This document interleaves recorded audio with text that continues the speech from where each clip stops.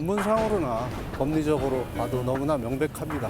구속 사유는 소멸됐고 지금 현재 불법 구금 상태라는 것은 너무나 명백하기 때문에 우리 재판장께서 현명한 결정을 하실 것으로 기대를 하고 있습니다.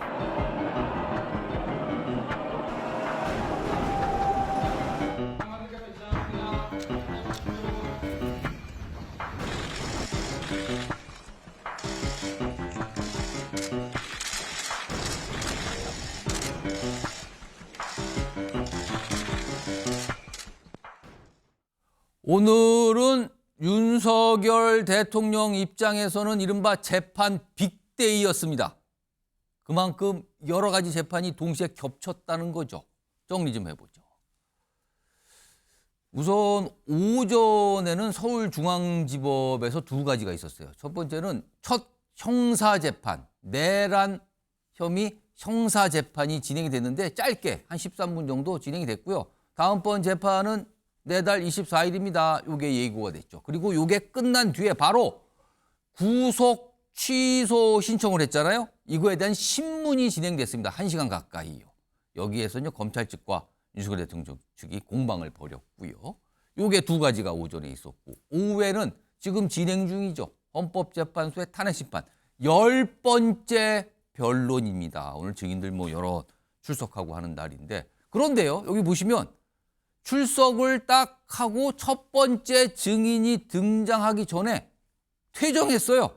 대심판정에서 나간 거죠. 5분 만에요. 그래서 굉장히 의아하게 여겨졌거든요. 그리고요. 뉴스와이도 방송 직전까지 설명이 안 됐습니다. 왜 나갔냐는 거에 대해서. 자, 그런데 설명이 들어왔습니다. 속보로 보겠습니다. 윤석열 대통령 측이 이렇게 설명합니다. 총리 증언을 대통령이 보는 모습, 이거 국가 위상에 좋지 않다. 그러니까 대통령과 일국의 한 나라의 대통령과 총리가 헌법재판소에 나란히 앉아있는 모습 자체가 국가 위상에 도움이 안 된다. 이렇게 판단을 했다는 거죠. 이런 게 있고요. 그리고 국가 위상 고려에 대통령이 퇴정했다. 양해해달라. 이런 얘기가 있었답니다. 그리고요. 또 있습니다. 퇴정을 했던 윤석열 대통령이 첫 번째 증인인 한덕수 총리의 증언이 끝난 뒤에는 다시 입장을 했답니다. 들어온 거죠. 퇴정했다가 한덕수 총리가 다 끝나면 그 뒤에 들어와. 그러니까 지금 이 시각 현재는 윤석열 대통령이 참석을 하고 있는 상태인 겁니다. 이 얘기 좀 해볼까요? 세 분 나오셨는데요. 김상일 정치평론가 그리고 손정혜 변호사 나와 계시고요. 그리고 소정 변호사도 자리하고 계십니다. 안녕하십니까? 안녕하세요. 우선 김상일 평론가. 네. 그러니까 설명은 됐어요. 한덕수 총리, 그다음에 윤석열 대통령, 그래도 일국의 대통령과 총리인데 헌법 재판을 받기 위해서 나란히 같은 공간에 있는 거 이거 국가 위상 고려하면 좋지 않다 이런 판단이었거든요. 네. 오, 죄송합니다. 그런데 사실은 한덕수 총리는 윤석열 대통령 쪽에서 신청한 증인이요. 그렇죠. 네.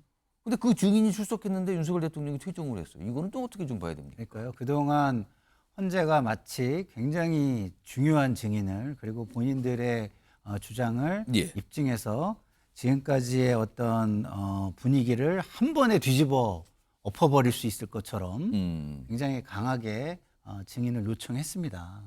근데 결국 본인은 그 중요한 증인에게 신문을 하거나 이렇게 쪽지에 적어서 물어보고 싶은 것을 물어보는 것조차도 사실상 포기한 거예요. 오. 그러면 도대체 왜 그동안 그렇게 강하게 예.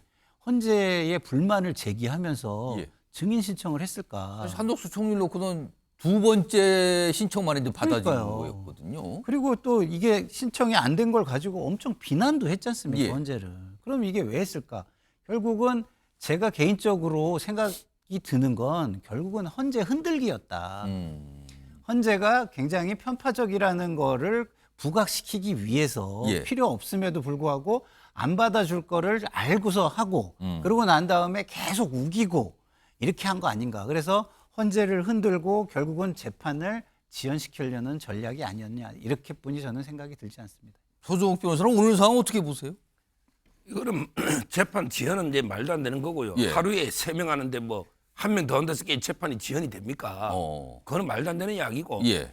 아마 이제 이거 한덕수 정의는 이게 우호 정인이랍니다. 우호 증인. 예, 윤석열 대통령하고 이게 총리니까 예. 따라서 이제 그 홍장원 그다음에 뭐 경찰청장 조지호 총장. 이런 분들은 이게 좀 적대 증인이에요. 아. 그렇잖아요. 따라서 이제 그 이런 분들은 이게 반드시 뭘 치열하게 해야 되니까 예. 대통령이 직접 하는데 예. 지금 변호인단의 질문에도 한덕수 총리가 답변을 잘 하고 있잖아요. 예. 이런 경우에 굳이 뭐 대통령이 아. 메모지까지 끼어들 필요는 없고 대통령까지? 질문권은 없어요. 오. 이것도 저는 문제라 보는데 대통령이 질문할 권리는 없어요. 그럼 이제 그 쪽지나 전달해서 대신 예, 질문 좀 해달라. 그렇게까지 할 필요 없어도 한덕수 총리가 대통령의 뜻에 맞게 정언을 잘 해주고 있잖아요. 계엄이 왜 필요했는지 뭐 예산권 남용이나 예, 탄핵 예. 남용 따라서 이제 뭐 굳이 대통령이 개입 안 해도 저는 뭐 정언을 잘 해주고 이건 들어야 돼요. 예. 왜냐하면 이게 계엄의 정당성 문제가 있고 예. 그다음에 국무회의 오. 절차가 이게 통상하고는 같을 수가 없죠. 예. 왜 비상 상황에 계엄 국무회의가 통상의 국무회의하고 똑같으면 그게 이상한 거예요. 예. 따라서 그 부분도 잘 정언했다 봐요. 아니 근데 제 말이 말도 안 된다 그러셔가지고 제가 그 부분에 대해서 그러니까 그 분석에 대해서 이게 예. 약간 좀 말이 안 되고 터무니없다는 예. 반응을 보이셨는데 지금. 말씀을 드리면 예. 그러면은 김용현 전 장관은 더 우호 증인이잖아요. 그렇죠. 왜 신문했어요 직접? 아 그때는 직접 질문도 하고 그랬어요. 논리 무순이에요 지금. 그리고 대통령 측의 설명도 예. 뭐 국격이나 뭐 이런 거에 맞지 않는다? 그러면 총리는 국격에 맞지 않고 그 다음에 본인의 가장 신복으로 상징되는 경호처장 예.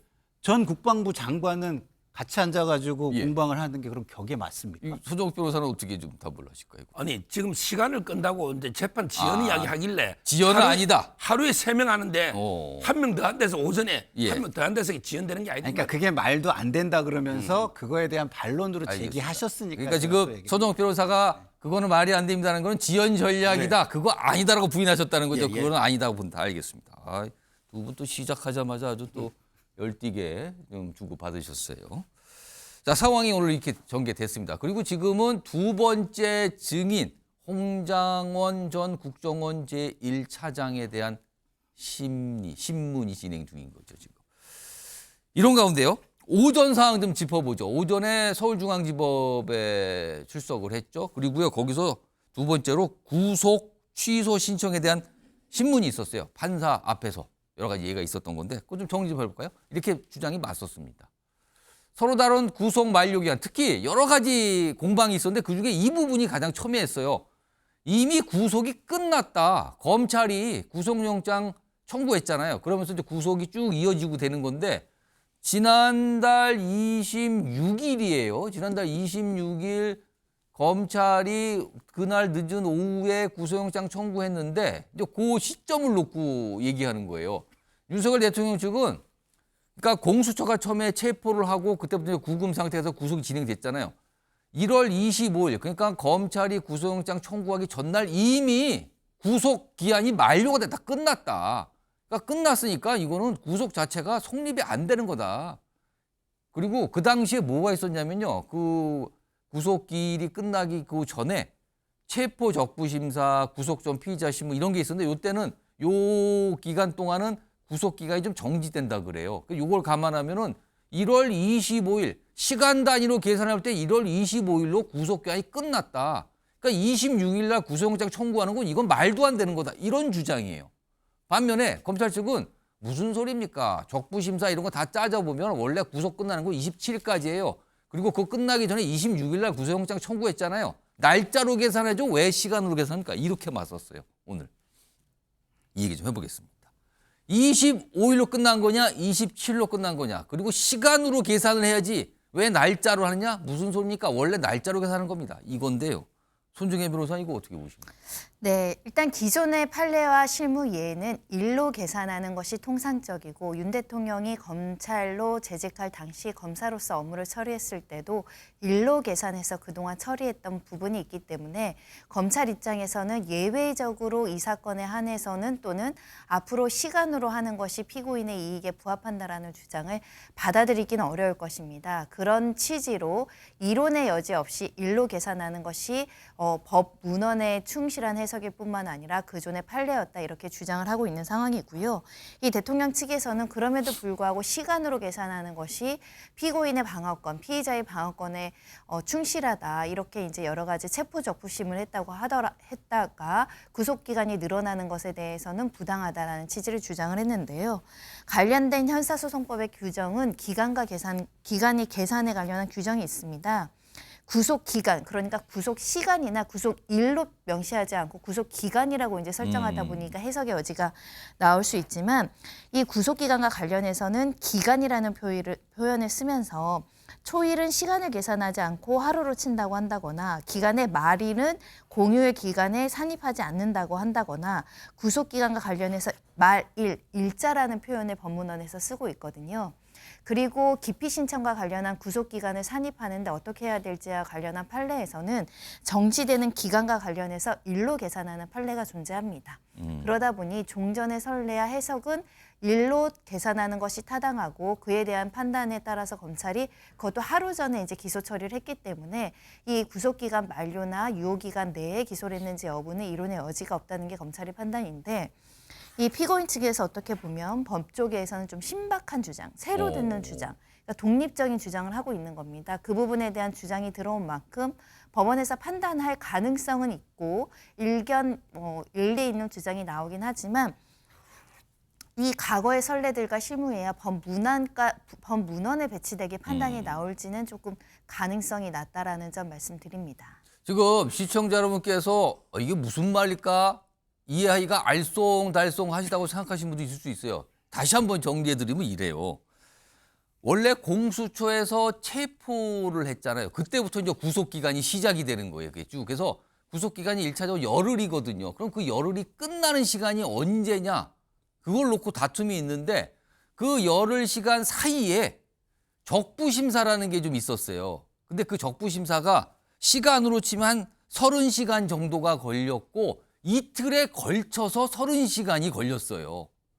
근데 이거를 놓고 윤석열 대통령 측에서는 이거 30시간 그대로 시간수로 딱 빼면 1월 25일에 구속기간 끝납니다. 그러니까 그 다음날 검찰이 구속 기소한 거 이거 무효예요. 이 주장인 거고요. 검찰 쪽에서는 무슨 소리입니까? 30시간으로 따지는 게 아니라 이틀에 걸쳤으니까 이틀을 추가해야 되죠. 그러니까 27일까지입니다. 그 전에 했잖아요. 이렇게 공방인 겁니다. 네, 다만 대통령 측에서 좀 논리와 관련한 일관성이 없는 게 시간으로 계산할 거면 끝까지 시간 단위로 계산을 해야 되거든요.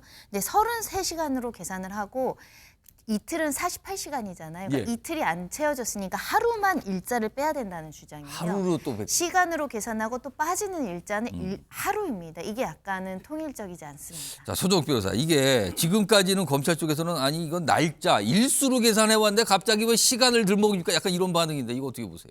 지금 검찰이 이거 일관성이 없는 게 체포적부심은 시간 단위로 한 게 이설이 없어요. 체포적부심은 이제 접수하고 반환받은 예, 날짜 예. 새벽 2시. 예. 그거는 게 시간으로 계산하는 게 이설이 없어요. 예. 지금 문제는 이제 그 서부지법에서 구속적부심. 영장실질심사. 아, 영장심사. 예. 예. 체포적부심 한번 했고 예. 그다음에 영장실질심사를 했잖아요. 예. 요게 날짜로 검찰은 계산하고 대통령 측은 이것도 체포적부심처럼 시간으로 계산해야 된다. 예. 영장실질심사 때문에 그런데요. 예. 문제는요. 이게 논문이 신희철 교수는 논문이 있어요. 예. 뭐냐? 형소법에 이게 규정이 옛날에 영장실질심사가 임의 절차일 때 옛날에는 영장실질 받고 싶은 사람 받고 받기 싫은 사람 안 받아요. 예. 그러니까 그때는 이게 자기가 선택하니까 불이익도 받아야 되죠. 예. 그래서 그때는 이게 날짜로 공제를 한 거예요. 근데 지금 법 바뀌어가지고 영장실질심사는 의무 절차예요. 예. 그럼 이게 나 받기 싫은데 영장실질심사는 무조건 의무 절차야. 서류라도. 예. 그러면 이게 3일 정도 더 살아야 돼. 나 10일이면 되는데 예. 13일을 살아야 되는 거예요. 따라서 이게 의무적인 절차로 바뀔 때는 아예 공제를 하면 안 된다. 예. 이런 논문이 많이 놉니다. 아예 시간도 고려, 아니 왜 받기 싫은 사람도 이게 받는데 왜 시간을 공제하느냐. 예. 따라서 이게 저는 최대한 이게 피해자한테 유리하게 해석하면 시간으로 해야 되고 예. 아예 입법론적으로는 이게 잘못된 규정이에요. 아예 공제 자체를 안 해야 된다. 예. 이렇게 저는 보고 있고요. 그다음에 우리 손 변호사님 말씀 중에 왜 대통령실 주장이 그러냐면 모든 건 이게 피해자한테 유리하잖아요. 예. 10일이잖아요. 구속기한이 10일. 예. 그러면 이게 구속되는 날은 밤 11시 55분에 구속돼도 하루를 봐요. 그건 10일이니까. 예. 1분만 남아도 하루야. 예. 근데 마지막 날은 23시간 55분이 남아도 벌이 돼요. 예. 왜? 그 전날 끝나는 거 봐야 돼요. 그래서 밤 12시가 되는 거예요. 남아있는 건 하루가 안 되잖아요. 4452처럼 사람에게 20시간 남은 때에서 하루는 아니잖아요. 예. 그러니까 대통령실의 주장은 앞에는 초일은 1분만 돼도 하루, 마지막에는 23시간이 남아있어도 예. 하루가 완전히 안 되면 버리고 예. 그 전날 자정이 되는 거예요. 근데 저는 법조인 분들이 이런 얘기를 하면 진짜 저는 답답한 거예요. 그러면 이렇게 하면은 그동안 적용됐던 것들은 어떻게 되는 거죠?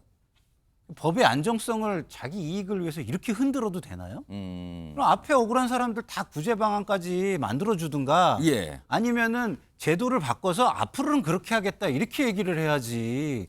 이렇게 지도층에 속하는 분들이 이런 식으로 자기 이익만을 위해서 법의 안정성을 흔드는 게 저는 예. 맞는지 모르겠습니다.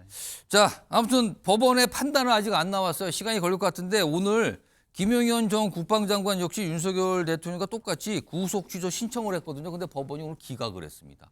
그러면은 윤석열 대통령의 경우는 어떻게 되는 건가? 일단 기다려봐야 됩니다.